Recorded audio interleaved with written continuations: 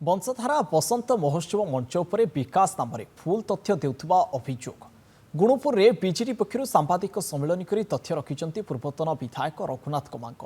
बंशधारा बसंत महोत्सव मंच उपर नवनिर्माण समितिर कर्मकर्ता गुणुपुर अंचल विकास वार्ता नहीं लोकों भूल तथ्य उपस्थापन करते। रामेश्वर मंदिर विकास हेउ कि मेडिकल उन्नति सबू नवनिर्माण समितिर हस्तक्षेप होता नहीं मंतव्य देथिबा देखिबाकु मिलिथिला। भूल तथ्य रखिथिबारु बीजेडी याहाकु निंदा करिबा सहित खंडन करिछि। गुणुपुर अंचल गत 24 वर्ष मध्य कौन विकास करा जाइछि तार तथ्य रखिथिले।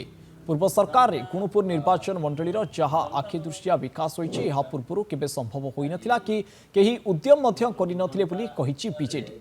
एही प्रेसमिट पूर्वतन ब्लॉक अध्यक्ष अश्विन कुमार कमांक वरिष्ठ बीजेडी कर्मी प्रमुख उपस्थित थिले।